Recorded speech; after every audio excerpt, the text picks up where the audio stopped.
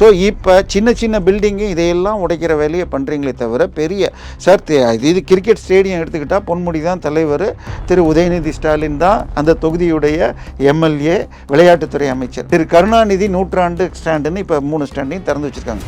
சட்டப்படியாக அந்த ஸ்டாண்டெல்லாம் மிக நிச்சயமாக உச்சநீதிமன்ற தீர்ப்பை மீறுகிறது. ஸோ இப்படி ஒரு சாரார் கட்டினா கொண்டு போகிறாங்க. அரசியல்வாதிக்கு சொந்தமாக இருந்தால் அல்லது கிரிக்கெட் கிளப் இருந்தால், அண்ணா அறிவாலயத்தில் இருந்தால் பண்ணல. எனவே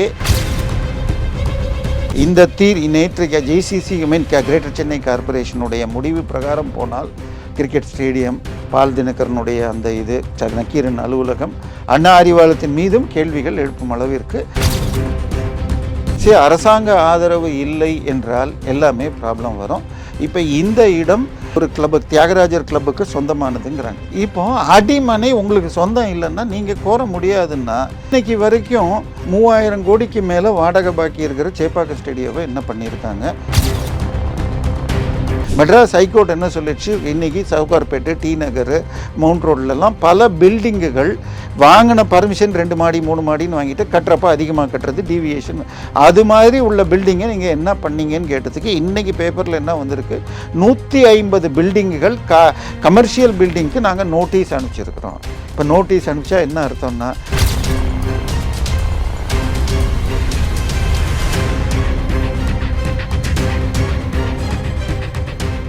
ரியல் ஒன் நேயர்களுக்கு வணக்கம். இன்று நம்மளுடைய நேர்காணலுக்கு அரசியல் விமர்சகரான திரு தேவப்பிரியா அவர்கள் நினைச்சிருக்காங்க. சார் வணக்கம். வணக்கம். எப்படி சார் இருக்கீங்க? நல்லா இருக்கேன் சார். இப்போ கிளப்போட நிலத்துல உட்லண்ட்ஸ் ஹோட்டல் இருக்கு அப்படிங்கிறதுனால உட்லண்ட்ஸ் ஹோட்டலை காலி பண்ணணும் அப்படின்னு சொல்லிட்டு ஒரு செய்தி வந்திருக்கு.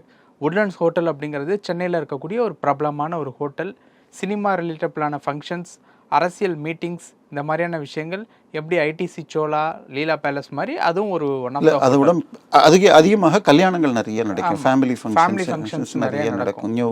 இந்த அளவுக்கு பிரசித்தி பெற்ற அந்த ஒரு ஹோட்டல் அப்படிங்கிறது இன்னைக்கு காலி பண்ணணும் அப்படின்னு சொல்றது அப்படிங்கிறது என்ன மாதிரி பின்னணி விஷயங்கள்?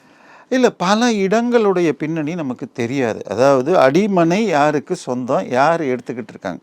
இப்போ இது நியூ உட்லண்ட்ஸ் ஹோட்டல் நமக்கு சவேராக்கு அடுத்து அப்புறம் அந்த இதில் இருக்குது, ராதாகிருஷ்ணன் சாலையில். எந்த ஏரியாக்குள்ள சார் வருது? மயிலாப்பூரா? கத்தீட்ரல் மயிலாப்பூர் இதில் பின்கோடில் தான் வரும். பட் கத்தீட்ரல் ரோடு நம்ம இப்போ ஜெமினிலேருந்து நேராக போனீங்கன்னா பீச்சுக்கு போகிற இடத்துல சவேராக்கு அடுத்து வரும். ஆனால் அந்த இடத்துலையே அந்த இது ஜெமினியில் திரும்புகிறப்பவே இந்த பக்கம் உட்லண்ட்ஸ் டிரைவ்னு இருந்ததை ஏற்கனவே எடுத்து இப்போ தொல்காப்பியர் பூங்கா அது இதுன்னு மாற்றிருக்காங்க. சரி, அரசாங்க ஆதரவு இல்லை என்றால் எல்லாமே ப்ராப்ளம் வரும். இப்போ இந்த இடம் ஒரு கிளப்பு, தியாகராஜர் கிளப்புக்கு சொந்தமானதுங்கிறாங்க. இப்போ அடிமனை உங்களுக்கு சொந்தம் இல்லைன்னா நீங்கள் கோர முடியாதுன்னா, இன்னைக்கு வரைக்கும் 3000 கோடிக்கு மேலே வாடகை பாக்கி இருக்கிற சேப்பாக்கம் ஸ்டேடியோவை என்ன பண்ணியிருக்காங்க? அது ஏதோ ஒரு கம்மியான தொகைக்கு எடப்பாடி முடிச்சிருந்தாருன்னா அதை வசூலிக்க வேண்டியது யார் வேலை? இன்றைக்கி மெட்ராஸ் கிரிக்கெட் கிளப்புடைய தலைவர் யாருன்னு பார்த்தால் திமுகவுடைய முக்கியமான தலைவர்களில் ஒருவரான திரு பொன்முடிய மகன் கௌதம சிகாமணி. இன்னும் சொல்ல போனால் சேப்பாக்கம் எங்கே இருக்குது? இந்த இதுவும் கூட அதே இடத்துல தான் வரும். உங்களுக்கு விளையாட்டுத்துறை அமைச்சருக்கு தெரியுமா? அதான் சொல்கிறேன், உதயநிதி ஸ்டாலின் தான் உங்களுக்கு சேப்பாக்கம் திருவல்லிக்கேணியுடைய எம்எல்ஏ. வேறு தன்னுடைய தொகுதியில் கார்பரேஷனுக்கு 2015 வரைக்கும் சிஏஜி அறிக்கை பிறகு 2081 கோடி ரூபாய் வாடகை பாக்கி, அடுத்த 10 வருஷத்தில் இன்னொரு 1500 கோடி வந்திருக்கும். ஸோ இப்படி இருக்குன்னா, அந்த காலத்தில் 2019 ஸ்டாலின் அவர்கள் எதிர்க்கட்சி தலைவராக ஒரு ட்வீட் போட்டார். 2081 கோடி ரூபாய் வாடகை பாக்கி இருக்கும் நிலையில் பெரும் ஊழல் செய்து வெறும் 250 கோடியை வாங்கி முடிக்க பார்க்கிறார். அப்படி வாங்கியிருந்தாலும், அப்படி பண்ணியிருந்தாலும் அமைச்சரவை கூடி அதை தடுக்கணும் அப்படின்னு போட்டார். இப்போ இவங்க 4 வருஷத்தில் என்ன பண்ணியிருக்காங்க? இதை பண்ணணும். இது மாத்திரம் இல்லைங்க, இப்போ மாயாஜல் தேட்டர் இருக்குல்ல, அந்த மாயாஜால் தேட்டர் கிட்டத்தட்ட 93 காலத்தில் ஜெயலலிதாவால் லீஸுக்கு காலி கிரவுண்டாக கொடுக்கப்பட்டது. வருஷத்துக்கு 23 லட்ச ரூபா லீஸுன்னு. ஆனால் 99 திமுக ஆட்சி இப்போ என்ன பண்ணுறாங்க, எனக்கு யாரோ விற்றாங்கன்னு ஒரு ஃபேக் டாக்குமெண்ட்டை போட்டுக்கிட்டு வாடகை கொடுக்காம அவங்க ஆக்குபை பண்ணிட்டு கேஸ் நடந்துட்டு இருந்தது. 2023 இல்லை, அது ஃபேக் டாக்குமெண்ட், போய், அதனால் ஒழுங்காக வாடகையே கொடுக்கணும். இப்போ 23 லட்ச ரூபா வருஷத்துக்குன்னு 1998 கொடுக்கலையா? இப்படி ஒருத்தன் கேஸ் போட்டவன் ஏன் நடத்தணும்? இன்னைக்கு ஒரு ஏக்கர் அந்த இடத்துல கிட்டத்தட்ட 50 கோடினா 2 ஏக்கர் 125 கோடி பெருமான இடத்த ஒருத்தன் எடுத்துட்டு ஏமாத்துறான், ஃபேக் டாக்குமெண்ட் போட்டு வச்சுக்கிட்டு இருக்கிறவன் அந்த இடத்த ஏன் அலோவ் பண்ணணும்? இதே மாதிரி பார்த்தா நம்ம இது இப்போ மெட்ராஸ் ரேஸ் கோர்ஸ்ன்னு சொல்லி கிரிக்கெட் இந்த கிண்டி ரேஸ் கோர்ஸ் 2004 வரைக்கும் வாடகை பாக்கி 730 கோடி, 2004லேருந்து 23 வரைக்கும் 12,300 கோடினாங்க. அவன் ஒரு பைசா வாங்காமல் அவனை காலி பண்ணிவிட்டு இப்போ ஏரி கட்டுவேன்றாங்க. இப்போ அங்கே ஏரி கட்டினா நேற்று மழையில் வர வழியெல்லாம் தண்ணி தேங்கிட்டு இருக்கு. நான் அதை தாண்டி தான் வரேன். அப்படி இருக்கிறப்ப அங்கே எப்படி ஏரி கட்ட முடியும்? இன்னுமே கூட அந்த முழு இது ரேஸ்கோர்ஸ் உடைய 90 ஏக்கரை இன்னும் முழு பொசிஷன் எடுக்கலை. கேட்டு அந்த ஏரியா தனியாக அவங்ககிட்ட இருக்குது. உங்ககிட்ட உள்ளே போகிறதுக்கே வழி இல்லாமல் நாங்கள் அதை பண்ணுவேன் இதை பண்ணுவேன்னு சொல்லி மக்கள்கிட்ட தூண்டுறாங்களே தவிர அவங்களோட அந்த எம்ஏஎம் ராமசாமி யார்? அவங்க இவங்களுக்கு மிகவும் வேண்டவர்கள். ராம்கோ சிமெண்ட்ஸுடைய அந்த குரூப்பை சேர்ந்தவங்க. இன்னொரு விஷயம், அறிவாலயமா அண்ணா இல்லை, இது நீங்கள் இந்த செய்தி பார்க்குறப்ப இன்றைக்கி பேப்பரில் இன்னொரு விஷயம் இருக்குது. மெட்ராஸ் ஹைகோர்ட் என்ன சொல்லிடுச்சு, இன்றைக்கி சவுகார்பேட்டை, டி நகர், மவுண்ட் ரோட்லலாம் பல பில்டிங்குகள் வாங்கின பர்மிஷன் 2 மாடி 3 மாடின்னு வாங்கிட்டு கட்டுறப்ப அதிகமாக கட்டுறது டீவியேஷன். அது மாதிரி உள்ள பில்டிங்கை நீங்கள் என்ன பண்ணீங்கன்னு கேட்டதுக்கு இன்றைக்கி பேப்பரில் என்ன வந்திருக்கு, 150 பில்டிங்குகள் கமர்ஷியல் பில்டிங்க்கு நாங்கள் நோட்டீஸ் அனுப்பிச்சிருக்கிறோம். இப்போ நோட்டீஸ் அனுப்பிச்சா என்ன அர்த்தம்னா, நீங்கள் 1000 மடி கட்டுறேன்னு 1500 கட்டியிருக்கீங்க, 2 மாடின்னு 5 மாடி. இந்த நோட்டீஸுக்கு பதில் வரத்துக்கு 3 மாதம் 6 மாதம், இது திருப்பி கோர்ட்டை ஏமாத்துறதுக்கு. இந்த மாதிரி எத்தனை பில்டிங் எத்தனை காலம் இருக்குன்னு புரியுதுன்னு சொன்னால், 89 ஒரு பில்டிங் கட்டி 93 முடித்தாங்க பாண்டி பசாரில். அதுக்கு ஜெயலலிதா காலகட்டத்தில் அப்போ ரெகுலரைசேஷன் சொல்லி இது மீறல்களை சரி செய்யறதுக்கு ஒரு இது அப்படி போட்ட சட்டத்தில் பணமும் கட்டிட்டாங்க. அந்த சட்டம் செல்லாதுன்னு தீர்ப்பு வர திருப்பி கருணாநிதி ஆட்சி இன்னொரு சட்டம் கொண்டு வர இது ரெண்டுமே செல்லாது. ஒரு திருடன் திருடிட்டு போயிட்டான், திருடினது பக்கத்துக்கு ஒரு ஃபைன் கட்டிட்டா போதும்னு சொல்கிறது செல்லாது, எந்த ஒரு வரமுறை சட்டமும் செல்லாதுன்ட்டாங்க. அப்படி இருக்கிறப்ப அண்ணா அறிவாலயம்ங்கிறது உங்களுக்கு, அதாவது நீங்கள் உங்களோட இந்த இப்போ நம்ம இந்த இருக்கிற இந்த ரயில்வே ஆஃபீஸ் பார்த்தீங்கன்னா 1.25 கிரவுண்டு வரும். ஆனால் 1.25 கிரவுண்டுன்னா ரஃப்லி 8 சென்ட் வரும். இதே 80 சென்ட்டுக்கு மேலே நீங்கள் டெவலப் பண்ணால் முன்னாடி 10% பார்க்குன்னு ஓப்பன் ஸ்பேஸ் ரேஷியோன்னு விடணும்.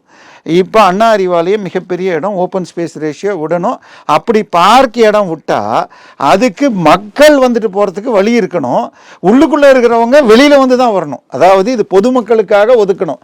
இன்னைக்கு வரைக்கும் அண்ணா அறிவாலயத்தில் 10% ஒதுக்காமல் சின்னதாக ஒரு பகுதி ஒதுக்கி அதுலேயும் அண்ணாதுரை கருணாநிதி சிலை வச்சுருக்காங்க. இன்னைக்கு வரைக்கும் ஈவேராக்கு சிலையை அறிவாலயத்தில் வைக்கல. அது ஒரு கூடுதல் செய்தி.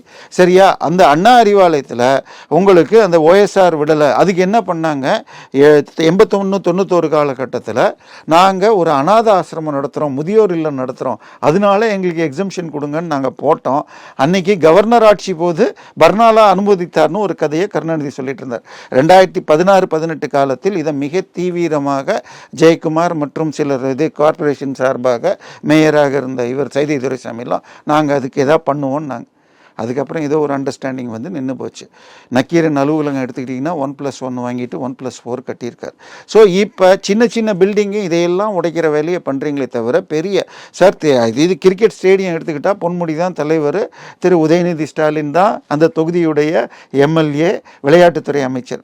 அங்கே 3 ஸ்டாண்டு 2009 கட்டப்பட்டது. ஹைகோர்ட்டு அதை இடிக்கணும்னு 2012 சொல்ல 2015 உச்சநீதிமன்றம் அந்த 3 ஸ்டாண்டையும் இடிக்கணும்ட்டாங்க. இன்னைக்கு இந்த ஆட்சி போன ஆட்சிக்கு போகிறதுக்கு முன்னாடியே பக்கத்தில் இருந்த சின்ன கேன்டீனை இடிச்சுவிட்டு பண்ணிட்டா போதுன்னு பண்ணிட்டு திரு கருணாநிதி நூற்றாண்டு ஸ்டாண்டுன்னு இப்போ 3 ஸ்டாண்டையும் திறந்து வச்சுருக்காங்க. சட்டப்படியாக அந்த ஸ்டாண்டெல்லாம் மிக நிச்சயமாக உச்சநீதிமன்ற தீர்ப்பை மீறுகிறது. அறிவாலயத்தில் இவ்வளோ பிரச்சனைகள் இருக்குது. அறிவாலயத்தில் OSR பிரச்சனை உண்டு. ஹைகோர்ட் இதில் ஸ்டேடியத்தில் 3 ஸ்டாண்டை கண்டிப்பாக சட்டப்படி இடிக்கணும். இப்படி ஒன்றா கொண்டு நக்கீரன் பில்டிங்கில் 5-4 மாடி இடிக்க வேண்டி வரும். இத்தனை விஷயங்கள் இருக்கிறப்ப வேண்டுமென்னே சின்ன சின்ன பில்டிங்கை போட்டுட்ருக்காங்க. இந்த பிரச்சனை கும்பகோணம் கேஸில் வந்தப்போ இதே ஆச்சு. நீங்கள் சின்ன பில்டிங்கெல்லாம் பார்க்குறீங்க, பெரிய குடிசைகள் அந்த மாதிரி சின்ன ஆட்களை விடுறீங்க. இப்போ இதில் பார்த்தீங்கன்னா அனகாபுத்தூரில் அத்தனை வீடுகளையும் எடுத்து துரத்துனாங்க. ஆனால் இவங்க இவ்வளவு ஆக்குபை பண்ணிகிட்டு இருக்கிற பணக்காரர்கள் மட்டுமே இருக்கிற இடத்த ஒன்றும் பண்ணல. எனவே மிக நிச்சயமாக உச்சநீதிமன்றத்துக்கு இந்த வழக்கை எடுத்துகிட்டு போனால் உச்சநீதிமன்றம் நிச்சயமாக அதற்கு மிகப்பெரிய பெனால்ட்டி அல்லது கிரிக்கெட் ஸ்டேடியத்தை பொறுத்த வரைக்கும் அந்த 3 ஸ்டாண்ட் இடிக்கணும்னே தீர்ப்பு வரும். ஓகே, இப்போ அறிவாலயத்தில் அந்த இடம் வந்து யாருக்கு தான் சொந்தமான ஒரு இடம்? அதில் ஏன் இவ்வளோ பிரச்சனைகள் வருது? இல்லை, 80 சென்ட்டுக்கு மேலே டெவலப் பண்ணால் அந்த 10% போர்ஷனை OSRனு சொல்லி கார்பரேஷனுக்கு நீங்கள் எழுதி கொடுத்துடணும். இவங்க எழுதி கொடுக்காம நாங்களே பார்க்க மெயின்டைன் பண்ணுறேன்னு சொல்லிட்டு உள்ளுக்குள்ளே மாத்திரம் வழி ரொம்பவும் எதிர்த்து அதிமுக ஆட்சி இருந்தப்போ சின்னதாக ஒரு ரிவால்விங், நானே போயிருக்கேன் அந்த வழியில், கேட்டை போட்டு அது பாதி நேரம் பூட்டி வச்சிருக்கு. இது சட்டவிரோதம். சட்டவிரோத பில்டிங்னு எடுத்துக்கிட்டிங்கன்னால் பல பெரிய பில்டிங் எல்லாம் இருக்குன்னு நினச்சி கூட பார்க்க முடியாது. இன்றைக்கி நம்ம அடிக்கடி பார்த்துருப்போம், ஈஷாவில் இது இல்லை, அந்த சிலையே இடிக்கப்பட்ட வைக்கல, அடியில் ஏறி ஓடுதுன்னெலாம் சொன்னாங்க. இங்கே சென்னையில் நீங்கள் தாம்பரத்தை தாண்டி இது நாள் வரைக்கும் இரும்புலியூரில் போய் பஸ் ஏறிட்டு இருந்தோம். இப்போ கிளாம்பாக்கம் வந்துடுச்சு. அந்த பெருங்குளத்தூருக்கும் தாம்பரத்துக்கும் நடுவில் இரும்புலியூர் ஏரி இருக்குது. அந்த ஏரியின் முகப்பில் ஒரு சின்ன ஆசிரமம் தான், ரொம்பலாம் இல்லை, ஒரு 6 லட்சம் சதுரடி கட்டியிருக்காங்க. எந்த விதமான அப்ரூவலும் இல்லாமல் 2013 கட்டி இன்றைக்கி 25 இருக்கோம். அதற்கு தினமலரில் ஒரு தடவை வந்த உடனே நான் அந்த உள்ளூர் மக்கள் எல்லாம் எதிர்க்க இவங்க போய் போட கண்டிஷனில் என்ன போட்டாங்க, பக்கத்துலேயே இந்தியன் ஏர்ஃபோர்ஸ் இருக்குது, அவங்க விமானம்லாம் வருது, அதனால அங்கே நோ அப்ஜெக்ஷன் வாங்கணும்னாங்க. இன்றைக்கி 2025 இருக்கிறோம். என்ஓசி கொடுத்தாங்களான்னு தெரியல, அது இடிக்கப்படல. இதுக்கு அடுத்தது பார்த்தீங்கன்னா, நீங்கள் மதுரையிலேருந்து, திருச்சியிலேருந்து, கோயம்புத்தூர்லேருந்து வந்தீங்கன்னா தாம்பரத்துக்கு முன்னாடியே மேலே அந்த பைபாஸில் ஏறி வண்டி எங்கே போய் இறங்கும், கோயம்பேடு போகிறதாக இருந்தால் வானகரந்தில் திரும்பி இறங்கும். அந்த மூலையில் திரும்புகிற கார்னரில் ஜீசஸ் கால்ஸ் பில்டிங்னு சொல்லிட்டு 8 மாடி திரு பால் தினகரனுக்கு சொந்தமான இடம் இருக்கிறது. அதுவே ஒரு கருணாநிதி இது அவருடைய இந்த பில்டிங்கை யூனிவர்சிட்டியே இதில் இருக்கிற காருண்யா பல்கலைக்கழகத்தை எனக்கு எழுதி கொடுக்கணும் அப்படின்னு செம்மொழி மாநாட்டப்போ கேட்ட பொழுது அதற்கு ஈடாக இங்கே ஸ்பிக் முத்தையாவிற்கு சொந்தமான இருந்த வானகரம் ரிஃபைனரி ஒர்க்ஸ்னு இந்த ஃபேக்ட்ரியும் பி ஸ்டேஷனுக்கு எதிர்த்தாப்புல இருந்த டியாம் ஹவுஸையும் அவருக்கு வாங்கி கொடுத்து அதை எடுக்கிறதாக இருந்தது. 2G மாட்டினதால் அது தடுக்கப்பட்டது. ஆனால் இந்த இடத்துல, அந்த காலி இடத்துல இப்போ 8 மாடி பில்டிங் இருக்குது. அந்த 8 மாடி பில்டிங்கில் உங்களுக்கு 2007லையோ 8லையோ இந்த டிரான்சாக்ஷன் ஆகிருக்கு. இது நம்ம கார்பரேஷன் வெப்சைட்லேயோ சிஎம்டிஓ வெப்சைட்டில் போய் பார்த்தீங்கன்னா G+3க்கு மேலே இருந்தால் அந்த பில்டிங்க்கு பேர் ஸ்பெஷல் பில்டிங், அதுக்கும் அதிகமான இது இருந்தால் எம்எஸ்பி மல்டி ஸ்டோரி பில்டிங். இது எல்லாமே எந்தெந்த பில்டிங் அப்ரூவல் ஆகிருக்கு, கட்டி முடித்த உடனே கம்ப்ளீஷன் சர்டிஃபிகேட் கொடுத்தங்கிற லிஸ்ட்டு வருடம் மாதம் இந்த ரெண்டுலேயுமே அது இல்லை, அப்ரூவலும் இல்லை, இது எம்எஸ்பியில் வரும், அப்போ இதுவும் இல்லை. அந்த விருகம்பாக்கத்துக்கு எம்எல்ஏவாக போன ஆட்சியில் ஒரு அமைச்சர் இருந்தார், அவர் கிறிஸ்தவர், அவரை வச்சு ரெகுலரைஸ் பண்ணாங்க. ஆனால் கொளத்தூரில் ஒரு கிறிஸ்தவ பள்ளி 2 மாடி அதிகமாக கட்டின பொழுது சென்னை உயர்நீதிமன்றம் என்ன சொல்லிச்சுன்னால், அந்த கட்டிடம் கோவிலாக இருந்தாலும் மசூதியாக இருந்தாலும் சர்ச்சாக இருந்தாலும் விதியை மீறி கட்டினால் இடிக்கப்பட வேண்டும். நாங்கள் இப்போ நான் சொன்னது தாம்பரத்தில் இருக்கிறது ஏஜி சர்ச்சுடைய தலைமையகம், 6 லட்சம் சதுரடி, எந்த அப்ரூவலும் இல்லை. இது பால் தினகரன்.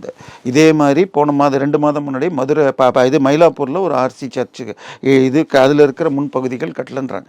ஸோ இப்படி ஒரு சாரார் கட்டினா கொண்டு போகிறாங்க. அரசியல்வாதிக்கு சொந்தமாக இருந்தால் அல்லது கிரிக்கெட் கிளப் இருந்தால் அண்ணா அறிவாலயத்தில் இருந்தால் பண்ணல. எனவே உச்சநீதிமன்றம் வசதி உள்ளவர்கள் பலம் படைத்த மசில் பவர் மேன் பவர் இருக்கிறவங்க தப்பிக்க விடாமல், ஏன்னா கருணாநிதி ஒன்று சொல்லுவார், தீர்ப்பு வந்தால் இது வாங்கப்பட்ட தீர்ப்பா வழங்கப்பட்ட தீர்ப்பான்னு கேட்பார். ஸோ இப்படி பணம் உள்ளவர்கள் போய் ஸ்டே வாங்கிட்டு தப்பிச்சுக்கிட்டே இருக்காங்க. ஆனால் பல நல்ல தீர்ப்புகள் வந்திருக்கு. இந்த நேற்றைக்கு ஜேசிசி கிரேட்டர் சென்னை கார்பரேஷனுடைய முடிவு பிரகாரம் போனால் கிரிக்கெட் ஸ்டேடியம், பால் தினகரனுடைய அந்த நக்கீரன் அலுவலகம், அண்ணா அறிவாலயத்தின் மீதும் கேள்விகள் எழுப்பும் அளவிற்கு விஷயம் பெரிதாக கூடும். ஓகே சார், பல விஷயங்கள் பேசியிருக்கோம். நேரத்துக்கு ரொம்ப நன்றி சார்.